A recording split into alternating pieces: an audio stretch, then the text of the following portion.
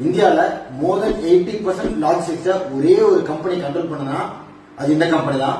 நம்ம என்ஹெச்ல டிராவல் பண்ணும்போது 10 கண்டெய்னர் போனா குறைந்தபட்சம் ஒரு 3 கண்டெய்னர் ஆச்சும் இந்த கம்பெனியோட நேம் போட்டு வந்துடும். வாங்க அது என்ன கம்பெனி நம்ம பார்ப்போம். வெல்கம், நான் பிரபு ஆனந்தன் ஃப்ரம் ஸ்டெப்பன் செக்யூரிட்டிஸ். நம்ம 100 டேஸ் சேனல் நமக்கு டே 22. ஸோ நம்ம இன்னைக்கு 3 ஸ்லிப் எடுக்க போறோம். ஃபர்ஸ்ட் நம்ம எடுக்கிறது Anraj industries, Delhi based company. So real estate வந்து லாஸ்ட் ஒரு 60+ இயர்ஸா இவங்க ரியல் எஸ்டேட்ல இருக்காங்க.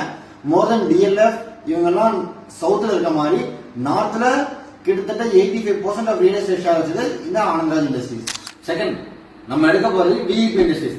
VIP இண்டஸ்ட்ரீஸ் அப்படிங்கும்போது நம்ம எல்லாத்துக்கும் ஞாபகம் வருது ஸ்கூல் பேக்ஸ். சின்ன குழந்தையில இருந்து டாக்டரேட் முடிக்கிறவங்க வரைக்கும் இவங்க யூனிஃபைட் பேக்ஸ் தயாரிக்கிறாங்க.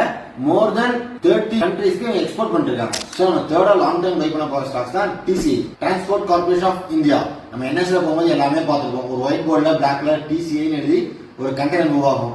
இவங்க வந்து கிட்டத்தட்ட ஒரு 60+ இயர்ஸா டிரான்ஸ்போர்டேஷன் அண்ட் லாஜிஸ்டிக்ஸ்ல இவங்க மட்டும் கிட்டத்தட்ட 80% மேல இந்தியன் ஷேர் வச்சிருக்காங்க, கூட சப்ளை பண்ணிருக்காங்க. ஸோ அந்த ஸ்டாக்கை வந்து லாங் டைம் நம்ம பை பண்ணிருக்கோம். ஸோ இந்த மாதிரி ஸ்மால் கேப் ஸ்டாக்ஸ் பத்தி உங்களுக்கு இன்னும் நிறைய தெரிஞ்சுக்கணும் அப்படின்னா நீங்க ஃபாலோ பண்ணிக்கோங்க. நான் 100 டேஸ் சேலஞ்சில் நாங்க கிட்டத்தட்ட ஒரு 58 ஸ்டாக்ஸ்க்கு மேல நான் பர்ச்சேஸ் பண்ணிருக்கோம். இதை பத்தி இன்னும் டீடைலா உங்களுக்கு இந்த ஸ்டாக் அனலைஸ் தெரியணும் அப்படின்னா கமெண்ட் பண்ணுங்க. அந்த ஸ்டாக் நேம் சொல்லுங்க, நான் உங்களுக்கு பின் பண்றேன்.